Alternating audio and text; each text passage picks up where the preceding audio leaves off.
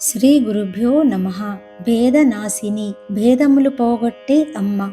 స్వపర భేదములు పోగొడుతుంది అమ్మ.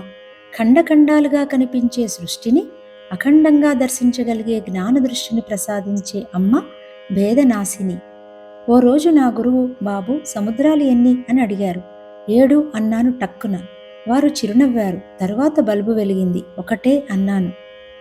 చాంద్యోగోపనిషత్తులో అభేద దృష్టిని కలిగించే సత్యకామ జాబాలి కథ ఉంది. సత్యకాముడు బ్రహ్మ విద్య నేర్చుకోవాలని ఋషి గౌతముని ఆశ్రమానికి వెళ్తాడు. గురువు అడుగుతాడు, నీవెవరి కుమారుడివి, నీ గోత్రమేమిటి? సత్యకాముడు తన తల్లి జాబాలిని అడుగుతాడు. ఆమె నిజాయితీగా చెబుతుంది, నాన్న, నీవెవరి కుమారుడో నాకు తెలియదు. యువతిగా ఉన్నప్పుడు అనేక చోట్ల దాసిగా సేవ చేశాను. అందుకే నీ తండ్రి ఎవరో చెప్పలేను. నా పేరు జాబాలి, నీవు జాబాలి కుమారుడివి. సత్యకాముడు అదే మాటను మార్చకుండా గురువుకి చెప్తాడు.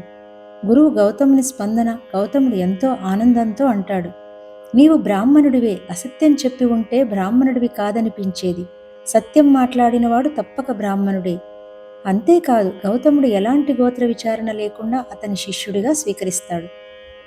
గౌతముడు అతడికి 400 వట్టిపోయిన ఆవులను, కదలలేని ఆబోతులను ఇచ్చి, వీటిని అడవికి తీసుకొని పోయి మేపు.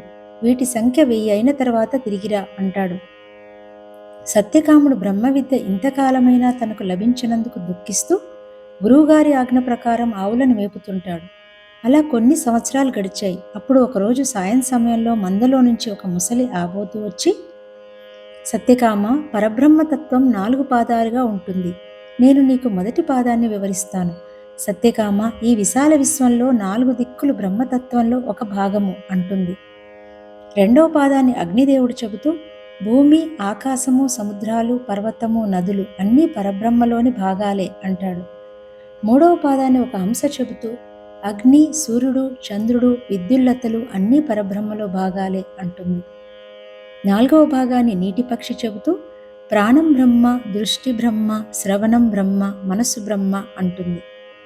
అలాగే ఉపకోసలుడి ఆశ్రమంలోని అగ్నులు పరబ్రహ్మతత్వాన్ని ఉపదేశిస్తూ, ప్రాణమే బ్రహ్మ, ఆకాశమే బ్రహ్మ, ఆనందమే బ్రహ్మ, సూర్యునిలో ఉన్న బ్రహ్మతత్వం, నాలో ఉన్న బ్రహ్మతత్వం ఒకటే, ఆకాశంలోని మెరుపులో ఏ తత్వమైతే ఉన్నదో అదే నాలోనూ ఉన్నది, అదే చరాచర జగత్తంతా వ్యాపించి ఉన్నది అంటాయి. వ్యక్తులుగా, వస్తువులుగా, ప్రత్యేక ప్రజ్ఞలుగా కనిపించే అనేకత్వాన్నంతా ఐక్యతాస్థితిగా దర్శించడమే భేదనాశనం. మిఠాయి దుకాణంలో ఒక్కొక్క మిఠాయికి ఒక్కొక్క పేరు, అన్నీ పంచదారే అనేది ఐక్యతా దృష్టి.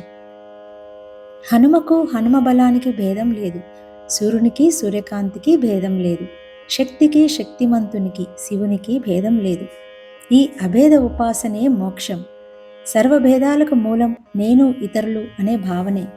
ఈ భావన వల్లనే భేదం పుడుతుంది. ఈ భావన లేనివాడు జ్ఞానియే. ఉండడం అనే స్థితి అందరికీ ఒకటే. ఉండడం శాశ్వతం. బండరాయి, చెట్టు, మనిషి, రాక్షసుడు, దేవత ఇలా ఈ పై భేదాలు తప్పితే ఉండడం అనే స్థితి అందరికీ, అన్నిటికీ ఒక్కటే. ఉండడం అనే దానిలో భేదం లేదు. అన్నింటిలోనూ చైతన్యం ఉంది. చైతన్యం ఆధారంగానే సమస్త సృష్టి, జీవులు, వస్తుజాలం అంతా ఏర్పడుతున్నాయి. అందుకే నా గురువు అంటారు, ముందు ఉనికిని చూడు, తర్వాత వస్తువుని చూడు. ముందు జ్ఞానాన్ని చూడు, తర్వాత జ్ఞానిని చూడు. ఇదే అభేద స్థితి. ఆ అభేద స్థితిని మనకు ఇవ్వడానికి ఆమె, గురువు, సామ, దాన, భేద దండోపాయాలను ప్రయోగిస్తుంది. అవసరమైతే దండిస్తుంది కూడా. అదంతా మనల్ని సంస్కరించడానికే. దండన కూడా భేదనాశనానికి. శిక్ష శిక్ష కాదు, అది శిక్షణ. మనలో భేదబుద్ధిని తొలగించి జ్ఞాననిష్టను కలిగించే అద్వైతామృత వర్షిణి. భేదాన్ని నాశనం చేసే వరకు వదలదు అమ్మ.